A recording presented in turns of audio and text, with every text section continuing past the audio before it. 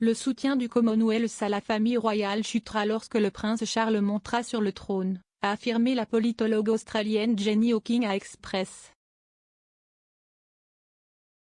Co.uk. Hier, les 54 pays membres du Commonwealth ont célébré la journée du Commonwealth, avec un service tenu à l'abbaye de Westminster pour marquer l'occasion. Le thème de la journée du Commonwealth de cette année était offrir un avenir commun, qui est également le message de la prochaine réunion des chefs de gouvernement du Commonwealth. On dit que chaque membre du Commonwealth innove, se connecte et se transforme ensemble, pour atteindre son objectif commun de lutte contre le changement climatique, de stimulation du commerce et de promotion de la bonne gouvernance. Étant donné que la reine célèbre également son année du jubilé de platine, les célébrations liées ont également mis l'accent sur le rôle que joue le service dans la vie des personnes et des communautés dans le Commonwealth, selon le site officiel de l'association. Le Commonwealth est principalement composé d'anciens territoires de l'Empire britannique.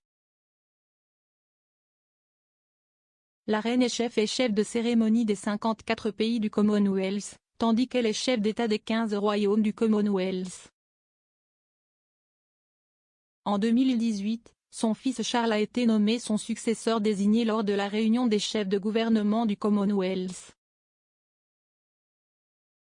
Le professeur Hawking, qui faisait partie du Comité national du mouvement de la République australienne jusqu'à l'année dernière, a affirmé que l'ascension de Charles au trône pourrait causer des problèmes à la monarchie et à son soutien dans tout le Commonwealth.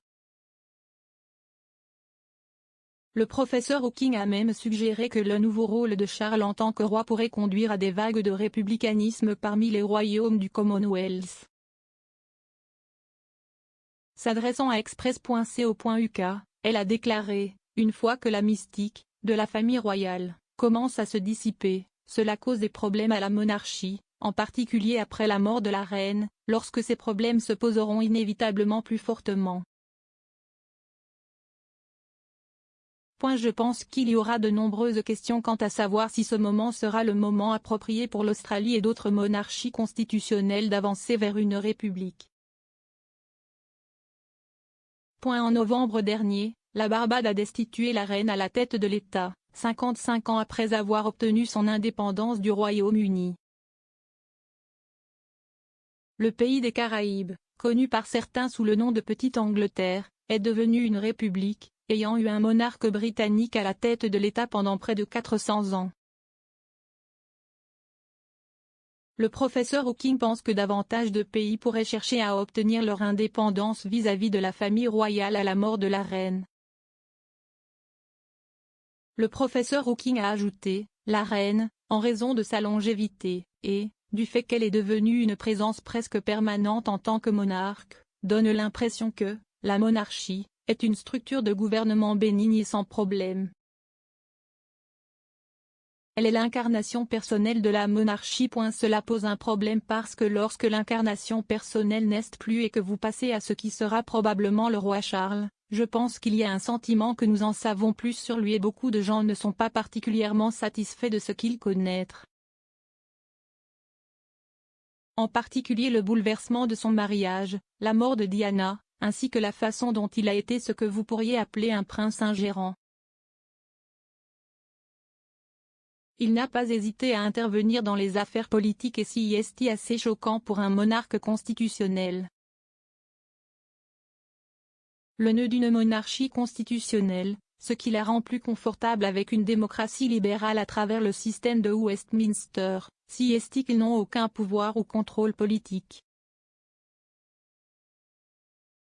Elle a ajouté, je pense que l'on s'inquiétera beaucoup qu'il ne veuille pas ou ne puisse pas maintenir la position neutre qu'un monarque constitutionnel doit avoir s'il veut coexister au sein d'une structure parlementaire.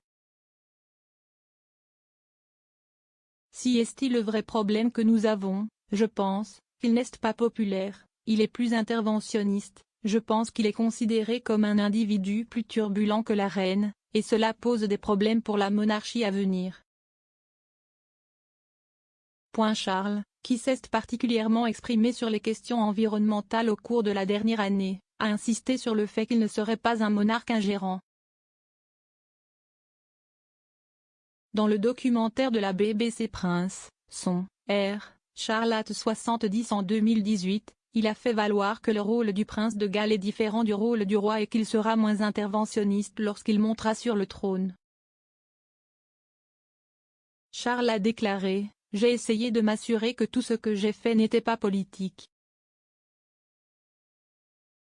Mais je pense qu'il est essentiel de se rappeler qu'il n'y a de place que pour un souverain à la fois, pas deux, donc vous ne pouvez pas être le même souverain si vous êtes le prince de Galles ou l'héritier.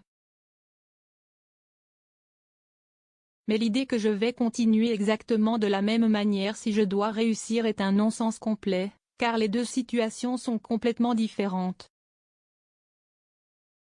Il est clair que je ne pourrai pas faire les mêmes choses que j'ai faites en tant qu'héritier, alors bien sûr, vous respectez les paramètres constitutionnels. Lorsqu'on l'a pressé de craindre qu'il puisse continuer à être aussi interventionniste que monarque, Charles a déclaré : « Non, je ne le ferai pas, je ne suis pas si stupide. Je me rends compte que si est un exercice séparé d'être souverain. »